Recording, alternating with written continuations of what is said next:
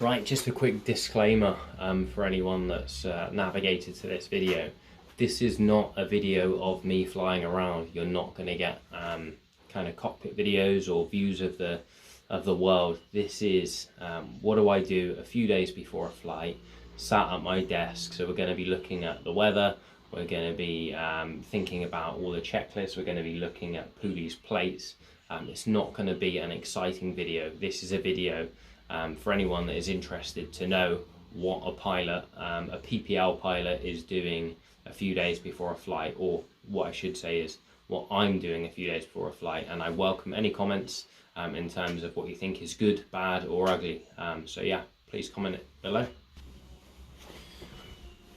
Right, so I'm going to do a little mini series on what do I do before flying, and this one's a bit different because I'm flying a new aircraft that I've never flown before, which is the Cherokee 6, the PA-32. So it's a 6-seater. It's the biggest thing I will have flown. It's not that big, but I'm used to flying a 4-seater, which is the PA-28. It's very similar, I believe, in how it flies and how it handles, but I think the big difference is the variable pitch propeller. So I'm prepping for my flight on Saturday, and that prep for me normally starts about a week before, and I thought I'd do this because I remember being a new pilot and thinking, what do people look for? And I think over the last year I've got better at that, and I still haven't got it nailed, but I thought I'd do just a quick snapshot of what I do, and a reminder that I'm not an instructor, far from it.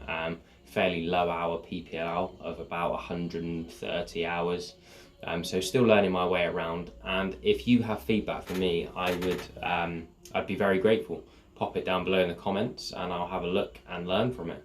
So just going to give you a quick rundown of kind of how I prep in advance of a flight, and this is the first video of 3 or 4 videos. I'll do another one tomorrow where I do the prep in a bit more detail. That's when I really get ready for my flight, and then I'll do 1 or 2 on Saturday, kind of get into the airfield, and hopefully some in-flight recording, but that will depend on the instructor. So today, in fact last weekend, what I will have done first is check the weather really, and if I can see there is some sort of snowstorm, some absolute blizzard coming in, or 30-knot winds, or it's going to be low cloud or raining, I know it's probably not going to go ahead. And you know, it's not just the day you're looking at either side. If you've somehow got a slice of nice weather in the middle, if it's a little bit either side the day before or the day after, it's likely that rain, that wind, that cloud or whatever it is going to come in a little bit earlier. So if it looks clear all weekend, you're good to go, and that's what I've got this weekend from having a little look. So I took that, I messaged my instructor and I just said, yep, are we still on for next Saturday? Looking forward to it. Got the thumbs up, and we'll check in the night before, so I'll be checking in with him again tomorrow after checking the weather again in a bit more detail. So that's number one, checking in with my instructor the week before, and generally even if I'm not flying with an instructor, speaking to whoever I will fly with and just doing a quick check of the weather. So that's the instructor checking out the way. The next thing I'm going to do is I'm going to look at an app called Windy, and low production value here. I'm going to kind of use my phone and my screen to talk you through this stuff. So this is the Windy app, and I am a really big fan of this. There is more weather checking that you need to do before you fly, and you can't just rely on your apps. But this is Windy. It's an app. It's available on Android or iPhone, and I'm going to check 2 things. So I'm going to make sure the spot is roughly where I need it to be. Let's go for kind of fleet area, and the 2 things I'm going to check are, one is the wind itself. The app's called Windy, so we're looking at wind, and this is going to tell us we want to check wind at the surface. So we got easterly at 14 knots. For me, as a low hour PPL, in fact, we're looking at 1700 there, so we want to take that slider. I expect to be going up at about 10 o'clock. So let's have a little look before. 11 knots.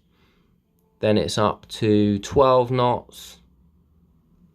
And I'm probably back on the ground by now, but that's tipping up to 14 knots. Now, I think the crosswind limit on the aircraft, or proven crosswind, is 17 knots. So 14 is a bit punchy for me, but that's fine. I need to bear that in mind. I'm up with an instructor. I can have a little think about my crosswind landings before I go up. The next one I'm looking for is Cloudbase.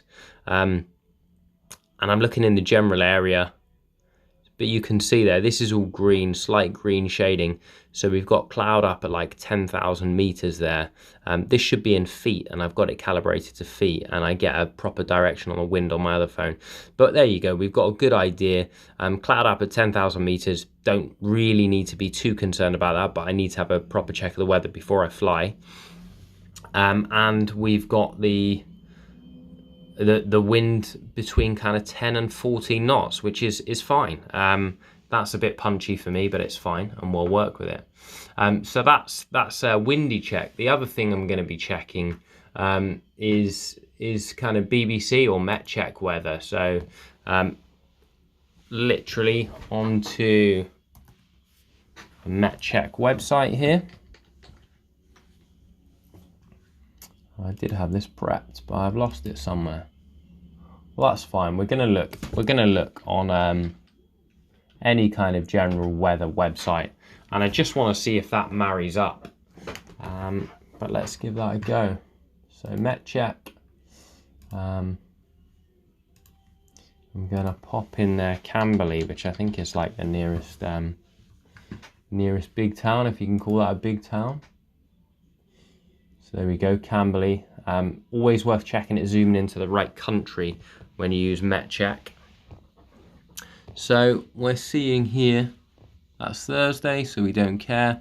That's Friday, get a little look at the night before. There's a lot of cloud there, 6 mile/h winds, doesn't look too bad, there's no rain, fine.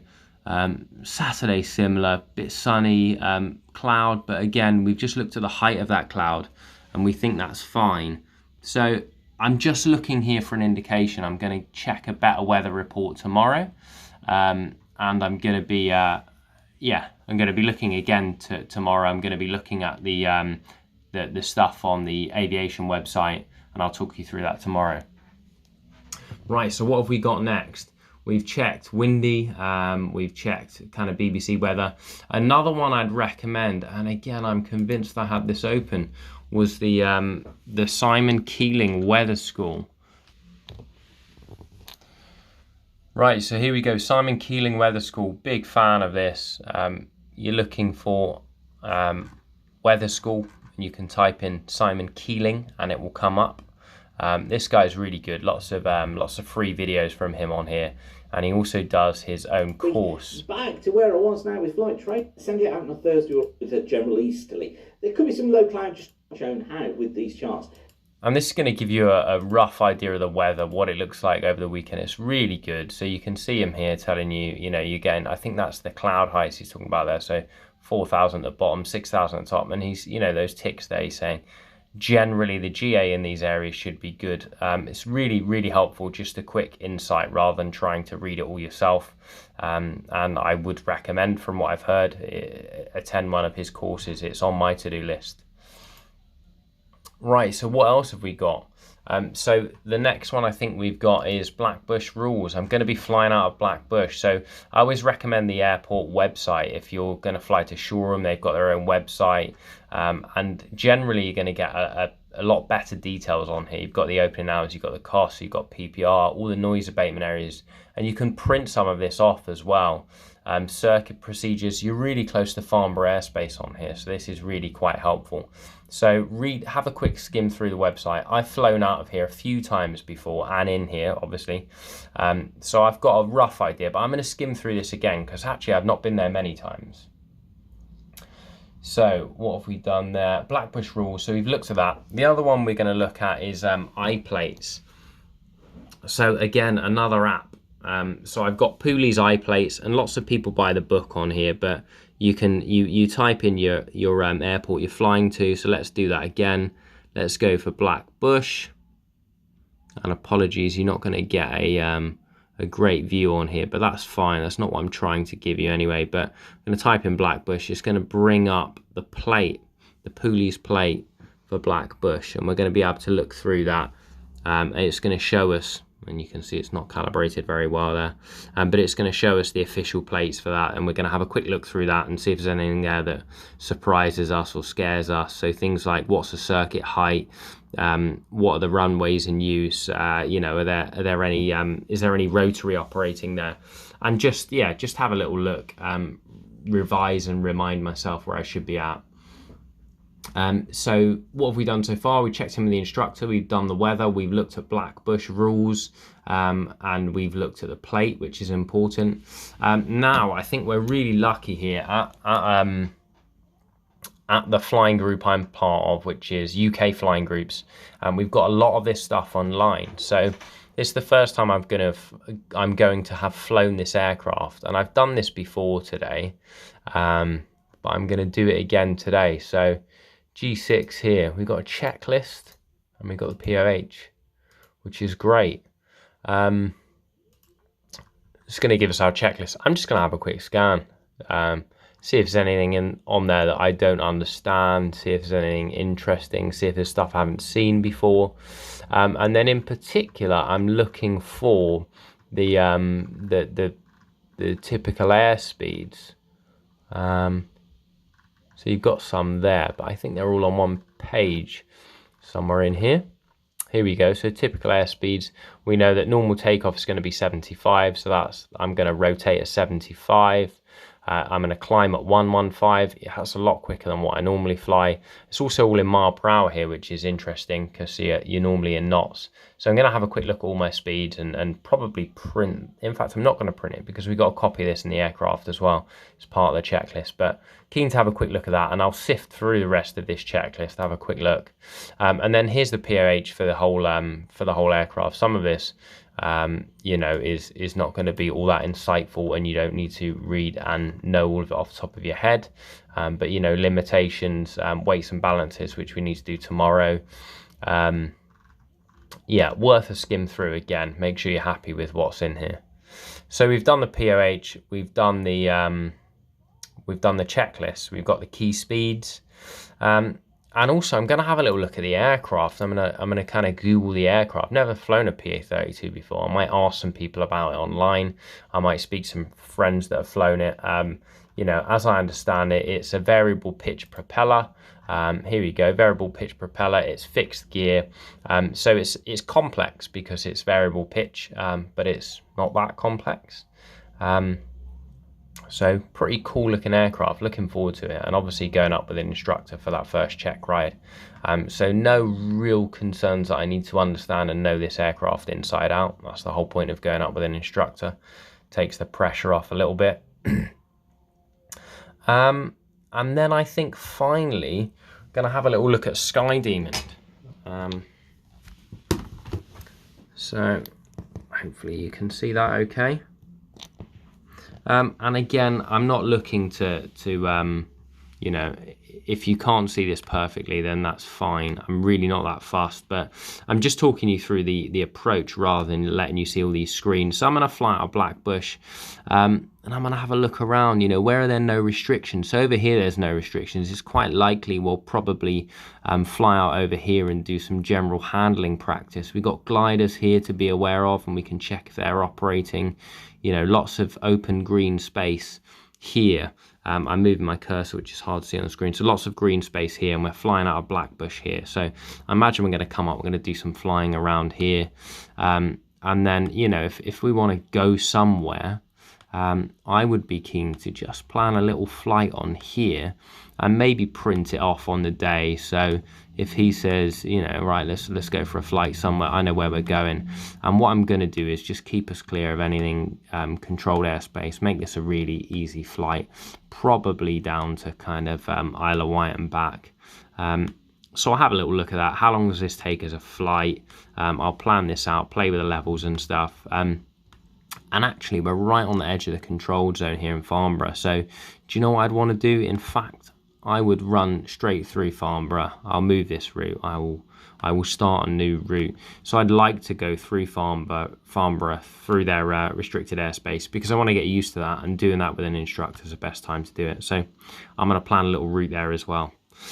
So hopefully that's useful. As a quick recap, we are going to the week before, just catch up with the instructor, and we're going to check the weather before we do that. Make sure we're not, you know, telling him we're still on for next week and there's impending thunderstorms. So we're going to check that first. Check the weather, check in with the instructor, and then you're going to have a quick look at the weather. So I've looked at the Windy app, which I really recommend. I find that really useful. I've had a little look at MetCheck, but that could be BBC, could be anything, just to get a general feel. Is it sunny? Is it cloudy? Is it rainy? And unless it's really bad or really good, a week before you're not going to be able to do too much with that. A few days before maybe, but really it's the night before and the morning of where you're kind of making that final go, no-go decision. And I suppose actually the final call comes when you're at the aircraft. And you can even, you know, you can take off, stay in the circuit, and you get out there and you say, okay, this is not good enough, and come back down. But I think as a fairly low hour PPL, I want to be quite hesitant with any kind of difficult weather. I want to stay away from that for now if I'm up on my own. But I might push that a bit more and have that conversation with the instructor. So check with the instructor, check the weather, Windy, BBC, and Simon Keeling's Flying Weather School, which again I really recommend. I watch that every time I go up. Then I'm having a little look at the airports that I'm flying in and out of. This is just a return to Blackbush, so we're fine there. I'm lucky enough that we got the POH and we got the checklists are all on our cloud system where I fly, UK Flying Clubs. Let me know in the comments if you're interested. UK Flying Clubs, 22 different aircraft, great place. So we're going to look at the POH. We're going to look at the checklist. So we're going to familiarise ourselves a little bit with the aircraft there. We're going to look at key speeds. We're going to have a little look on Google. I've never flown this aircraft before, so I want to find out a little bit more as well. And they've obviously got details on their websites. And then finally, just have a little play on SkyDemon. So tomorrow, I'll give you a little bit more. And we'll be looking at the maps themselves. We'll be drawing the lines on the maps. We'll be looking at our plog for what we're going to fly. And again, because we're going up and we're doing some general handling and the instructor's leading this, the plog and stuff is gonna remain flexible. He's probably going to have some places where he's going to want to take us, but I'll give you an idea of what I do to plan for my flight. And I like checklists. I have a huge Excel sheet that I'll introduce you to tomorrow that kind of works out weights and balances and reminds me stuff as simple as don't drink coffee before you fly because you need the toilet and you can't go when you're up there. So that's today. Hopefully you found that useful. It's a little bit more, it's less exciting than maybe some of my aerobatics flights I've posted before, but that's not what this video is about. It's giving you a little insight into the planning, a reminder I'm not an instructor. Please do let me know if you think any of this is wrong, if you think I should be looking at other things, if you think I should be paying more or less attention to certain things. Really keen to hear your views. Post them below in the comments. Thanks very much.